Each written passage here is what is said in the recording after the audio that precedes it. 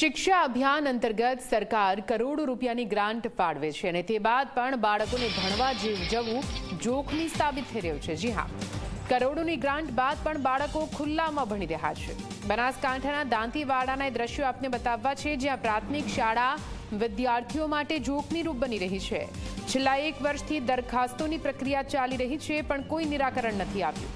દાંતીવાડા પ્રાથમિક શાળાના 13 જેટલા ક્લાસરૂમ જર્જરિત હાલતમાં છે।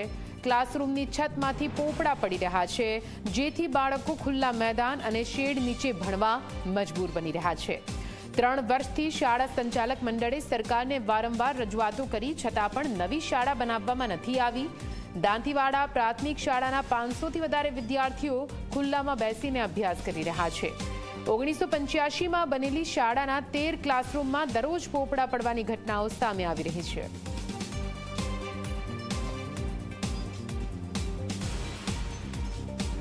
દાંતીવાડા પ્રાથમિક શાળાના આખરે હાલ શું છે, આ દ્રશ્યોમાં આપ જુઓ કેવી રીતે પોપડા પડી રહ્યા છે। જર્જરિત પૂરી ઇમારત થઈ ચૂકી છે અને થાય પણ કેમ નહીં। 1985માં બનેલી આ ઇમારત, જ્યાં પ્રાથમિક શાળા શરૂ કરવામાં આવી હતી, ત્યારથી લઈને અત્યાર સુધી વિદ્યાર્થીઓ આ શાળામાં ભણ્યા છે, પણ હવે દાંતીવાડા પ્રાથમિક શાળામાં અભ્યાસ કરતી વખતે જ પોપડા પડવાની ઘટનાઓ સામે આવી રહી છે। જો કે સદનસીબે બાળકો અને શિક્ષક સાઈડમાં ખસી જતા જાનહાનિ ટળી, પરંતુ હવે ક્લાસરૂમમાં બેસવાથી વિદ્યાર્થીઓ અને શિક્ષકો પણ ડરી રહ્યા છે। ખુલ્લામાં અભ્યાસ કરવા માટે મજબૂર બની રહ્યા છે આ બાળકો ગરમી તથા વરસાદથી પરેશાન થઈ રહ્યા છે। શાળાના આચાર્ય સહિત સ્થાનિકોએ વારંવાર રજૂઆતો કરી છે, છતાં તંત્રએ જાણે આંખ આડા કાન કર્યા હોય તેવી સ્થિતિ સર્જાઈ છે।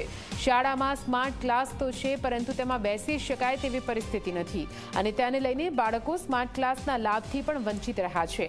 હવે આ વિદ્યાર્થીઓના ભવિષ્ય અને ભણતર અંગે સરકાર ચિંતા કરે તે જરૂરી છે। ખુલ્લામાં ભણતા બાળકોને છત ક્યારે મળશે તે જોવાનું રહ્યું। હાથ પર હાથ ધરીને બેસેલું તંત્ર હવે ક્યારે ધ્યાન આપે છે તે સવાલ।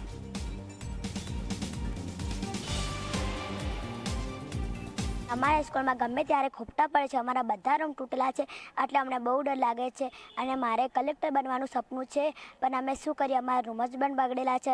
હવે અમે કલેક્ટર કેવી રીતના બનીએ, એટલે હવે અમે બહાર બેસીને ભણવું પડે છે અને બહાર બેસીને ભણીએ ત્યારે વરસાદ આવે તો પણ અમને ભણવા નથી મળતું, એટલે હવે તમે સરકારને કહી કે અમારા માટે નવી સ્કૂલ બનાવે। આ 40 વર્ષ જૂની નિશાળ છે, એની અંદર હમણાં તાજેતરમાં કોપરા પડ્યા હતા। બેન અને 41 છોકરા હતા, પણ કમનસીબે ઉપરથી કુદરતે કોઈ સંદેશો આપ્યો તે બેન અને છોકરા સાઈડમાં જતા રહ્યા અને કોપરા પડ્યા। જો કોપરા છોકરા ઉપર પડ્યો હોત તો ખરેખર જાનહારી બહુ ખતરનાક થોત અને 40 છોકરા મરી જત। આ લોબીવાળા રૂમ છે, જે 9 રૂમ દાંતીવાડા ગામનો પુનર્વસવાટ થયો 1985-86માં અને 2 રૂમ 1989-90માં બનેલા છે અને 2001-2માં બનેલા છે, એટલે ટોટલ 13 રૂમો ડેમેજ કરવા પાત્ર છે। હવે થોડા દિવસ પહેલાં અમારે બાળકો અહીંયા બેઠેલા હતા ધોરણ 5 વર્ગમાં, ચાલુ શિક્ષણ કાર્ય દરમિયાન શિક્ષિકાબેન અને બાળકો બેઠેલા હતા કે જે ચત્તી સપાટ દેખાતી સારી છત કે અચાનક આના મોટા પ્રમાણમાં પોપડા તૂટી પડ્યા।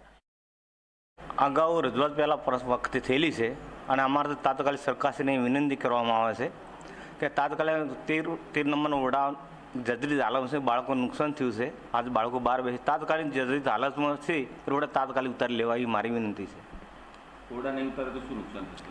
ઓરડા નહીં ઉતારે તો સાહેબ બાળકોનું નુકસાન પૂરું થશે સાહેબ। નિશાળને નુકસાન થશે, બાળકો મરશે તો સરકારશ્રીની જવાબદારી રહેશે।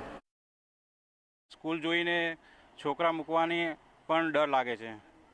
તાત્કાલિક આનો પગલાં લે એવી સરકારની આગ્રહ કરે। રૂમના કેટલા રૂમ ખંડેર છે? 13 રૂમ જેવા ખંડેર છે।